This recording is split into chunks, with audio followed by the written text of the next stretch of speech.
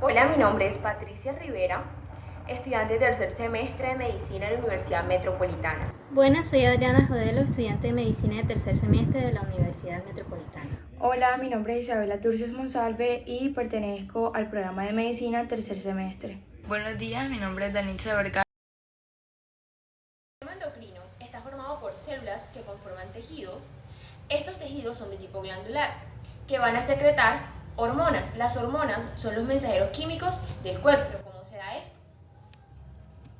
Las glándulas endocrinas van a sintetizar y también a secretar al torrente sanguíneo estas hormonas. En diferentes órganos tenemos receptores, que los receptores van a ser específicos para un tipo de hormona. Es decir, que cada hormona va a hacer su efecto en un receptor de forma específica, o sea, no puede hacerlo en otros. Y esto va a depender de las necesidades que tengamos en nuestro organismo. El sistema endocrino regula el crecimiento, el desarrollo y tiene participación en todos los sistemas, al igual que el sistema nervioso. El sistema endocrino va a regular la cantidad de hormona que se va a estar secretando. Esto va a depender de la concentración de esta hormona que haya en la sangre. La función normal del sistema endocrino puede verse afectada también por el estrés, el desequilibrio de los electrolitos. Dentro de las glándulas del sistema endocrino tenemos el hipotálamo, la hipófisis, la glándula pineal, la tiroides, las paratiroides, el timo también puede considerarse, y tenemos a la glándula más grande, que este es el páncreas. Y también tenemos las glándulas suprarrenales, y en el hombre tenemos los testículos y en las mujeres los ovarios, que estas van a secretar las hormonas sexuales para brindarle las características del sexo. Hipófisis. La glándula hipófisis o pituitaria se desarrolla a partir de dos estructuras completamente distintas. La primera es una evaginación ectodérmica del estodesmo, que está justo a la altura de la membrana orofaringea, conocida como bolsa de Raquel. Y la segunda es una extensión que va en dirección caudal del diencéfalo y recibe el nombre de infundíbulo. Ese doble origen explica el por qué la hipófisis está compuesta de dos distintos tipos de tejidos, que son la adenohipófisis, que es la parte glandular, y la neurohipófisis, que es la parte nerviosa. Cuando el embrión tiene alrededor de 3 semanas, la bolsa de Raque va a aparecer como una evaginación de la cavidad oral y va a crecer en dirección dorsal hacia el infundíbulo. Al final del segundo mes va a perder su conexión y va a estar en contacto estrecho con el infundíbulo.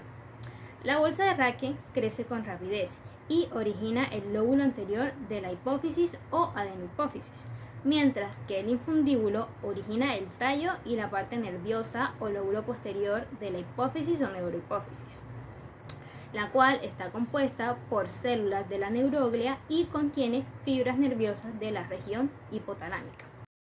Las paratiroides son glándulas pequeñas que se encuentran en la cara posterior de la glándula tiroides. Estas son dos pares de glándulas, dos superiores y dos inferiores. En el embrión humano hay 4 bolsas faríngeas. Las glándulas paratiroides se van a originar de la tercera y de la cuarta bolsa faríngea. Estas bolsas se caracterizan por tener en su extremo distal una ala dorsal y un ala ventral.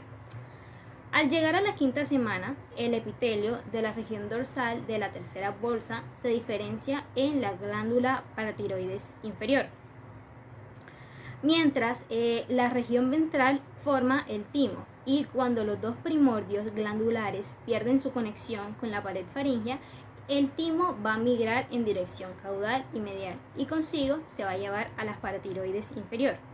Por último, el tejido paratiroideo de la tercera bolsa va a alcanzar la superficie dorsal de la glándula tiroides y forma la glándula paratiroides inferior. En cuanto al epitelio de la región dorsal de la cuarta bolsa faríngea, esta va a formar las glándulas paratiroides superiores. Cuando la glándula paratiroides pierde el contacto con la pared de la faringe, se va a apoyar en la superficie dorsal de la glándula tiroides, que está en migración caudal, y así va a constituir las glándulas paratiroides superiores. mientras que la región ventral de la cuarta bolsa va a formar lo que es el cuerpo último braquial, que más tarde se va a incorporar en la glándula tiroides y sus células forman las células parafoliculares o células C que secretan la calcitonina. El páncreas. El páncreas deriva del endodermo a partir de dos yemas, una ventral y una dorsal.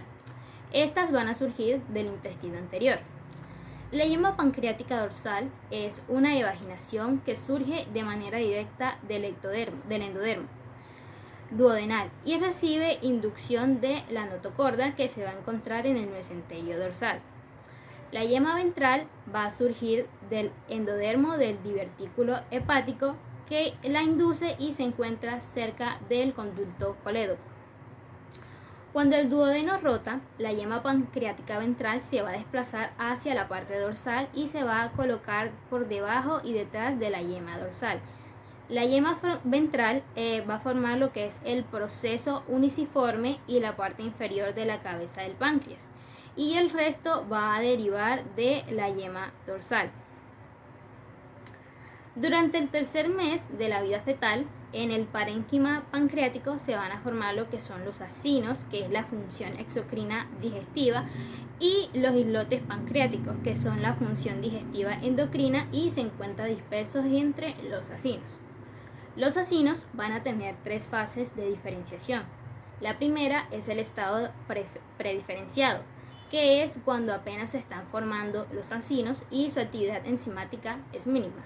El segundo es el estado prodiferenciado, que es cuando el epitelio muestra una transición al tener un incremento de enzimas hidrolíticas. Y el tercero es el estado diferenciado, que es cuando se observan gránulos decimógenos que contienen las enzimas digestivas polipépticas. Y los islotes se forman durante la segunda etapa prodiferenciada. Los primeros en formarse son las células alfa, que secretan glucagón. Los segundos son las células beta, que producen insulina, seguidos por las células delta, que producen somatostatina, y por último están las células PP, que producen polipéptido pancreático. La glándula tiroides. La glándula tiroides aparece a manera de proliferación epitelial en el piso de la faringe, entre el tubérculo impar y la cúpula, en un sitio más tarde que va a ser indicado por el foramen ciego. Luego, la tiroides va a descender por delante del intestino faríngeo como un divertículo bilobulado. Durante esta migración, la tiroides permanece conectada con la lengua por medio de un conducto estrecho, que es el conducto tirogloso, que pues este va a desaparecer posteriormente. Al avanzar el desarrollo, la glándula tiroides desciende por delante del hueso hioides y los cartílagos laringeos. Este alcanza su posición final frente a la tráquea en la séptima semana y pues para ese momento ha desarrollado ya un pequeño istmo en la línea media y dos lóbulos laterales. La tiroides comienza a funcionar casi al final del tercer mes y es el momento en el cual ya se visualizan los primeros folículos que contienen coloide. Las células foliculares producen el coloide, que sirve como fuente de tiroxina y triiodotironina. Y por último, las células parafoliculares o células C, que derivan del cuerpo último branquial, son la fuente de calcitonina. La glándula suprarrenal. La glándula suprarrenal deriva de dos fuentes. La primera, que es el mesodermo de la pared posterior del cuerpo, que prolifera para constituir la corteza fetal, que es sustituida por una segunda proliferación de estas células que pues conforman la corteza definitiva. Esta parte de la glándula produce esteroides y participa en el mantenimiento del embarazo mediante la secreción de DHEA, que se convierte en estrógenos en la placenta. La segunda fuente son las células de la cresta neural, que pues estas migran de los pliegues naturales y pues forman la médula de la glándula. Estas células se diferencian en células cromafines y corresponden a neuronas simpáticas postganglionares modificadas. Cuando reciben estímulos de las neuronas preganglionares, secretan epinefrina, es decir, la adrenalina, y norepinefrina, que es la noradrenalina, directamente al torrente sanguíneo. La placenta. La placenta al inicio del cuarto mes, final de la semana 12, tiene dos componentes. Una porción fetal, que corresponde al corión frondoso o velloso, y una porción maternal que deriva de la decidua basal. El espacio entre las placas coriónicas y la placa decidual está ocupado por lagunas intervellosas de sangre materna. Las vellosidades arborescentes, es decir, el tejido fetal, crece hacia el interior de las lagunas de sangre materna y pues están bañados por ella. La circulación fetal en todo momento se mantiene separada de la circulación maternal por una membrana sincitial, es decir, un derivado del corión, y por células endoteliales de los capilares fetales. Así, la placenta humana pues es de tipo hemocorial. Las lagunas intervellosas de la placenta con el desarrollo completo contienen cerca de 150 mililitros de sangre materna, que pues esta se recambia 3 o 4 veces por minuto aproximadamente. El área de superficie de las vellosidades varía entre 4 y 14 metros cuadrados, lo que pues esto facilita el intercambio entre la madre y el hijo. Entre las funciones principales de la placenta podemos encontrar que una de sus funciones es el intercambio de gases, también el intercambio de nutrientes y electrolitos. Asimismo, tiene la función de transmitir anticuerpos maternos que pues proveen al feto inmunidad pasiva.